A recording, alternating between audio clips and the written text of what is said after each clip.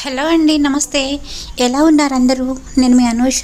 Welcome back to Telugu రుచులు.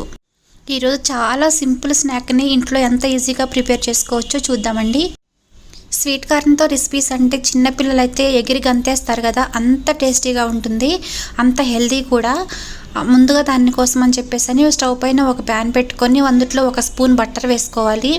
ఆ తర్వాత ముందుగా మనం బాయిల్ చేసి పెట్టుకున్న స్వీట్ కార్న్ని ఒక కప్పు అందులోకి వేసుకొని దీన్ని ఒక 5 నిమిషాల పాటు స్లో ఫ్లేమ్లో మంచిగా ఫ్రై చేసుకోవాలి. దీనికి ఆయిల్తో కంటే కూడా బటర్ తోటి చాలా టేస్టీగా ఉంటుందండి. ఆయిల్ తోటి కంటే కూడా బటర్ ఎందుకు టేస్టీగా ఉంటుందంటే చాలా సాఫ్ట్గా వస్తాయి అన్నమాట. మనం సినిమా హాల్కి వెళ్ళినప్పుడు మనం ఇస్తారు కదండి కప్పులో వేసి, అదే టేస్ట్ వస్తుందన్నమాట. ఇది ఒక 5 మినిట్స్ పాటు మంచిగా ఫ్రై చేసుకున్న తర్వాత అందులోకి ఒక చిటికెడు కారం వేసుకోవాలి, ఒక చిటికెడు ఉప్పు వేసుకోవాలి. నేను ఇంకొంచెం స్పైసీనెస్ కోసం అని చెప్పేసి ఒక 1/2 టీ స్పూన్ వరకు పెప్పర్ పౌడర్ కూడా వేస్తానండి. పెప్పర్ పౌడర్ వల్ల చాలా డిఫరెంట్ టేస్ట్ వస్తుంది, చాలా చాలా బాగుంటుంది అనమాట. చాలా హెల్దీ కూడా ఇది అనమాట.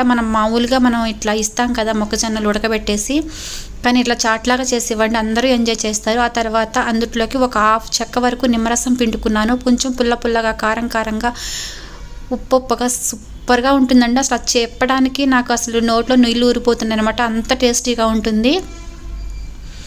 అలా ఫ్రై అయిపోయిన తర్వాత దాన్ని తీసుకొని ఒక బౌల్లో సర్వ్ చేసుకుందాము. ఇలా కూడా ఇవ్వచ్చు పిల్లలకి. ఇలా కాదు మనం ఇంకా చాట్లాగా ప్రిపేర్ చేసుకోవాలి అనుకుంటే నేను దానికోసం ఏం చేస్తున్నానంటే అందులోకి కొంచెం సన్నగా కట్ చేసి పెట్టుకున్న ఉల్లిపాయ ముక్కలు వేస్తున్నాను. చాలా బాగుంటుందండి. ఉల్లిపాయ ముక్కలు అందరికీ నచ్చదు కాబట్టి నేను ముందుగా అలా చెప్పాను అనమాట. ఇట్లా మేము కొన్ని సపరేట్గా తీసుకొని అందులో నేను ఆనియన్స్ కొంచెం వేసుకొని తర్వాత సన్నగా కట్ చేసి పెట్టుకున్న కొంచెం కొత్తిమీర కూడా వేసుకున్నానండి. అద్దరిపోయిందంతే. ఇంకా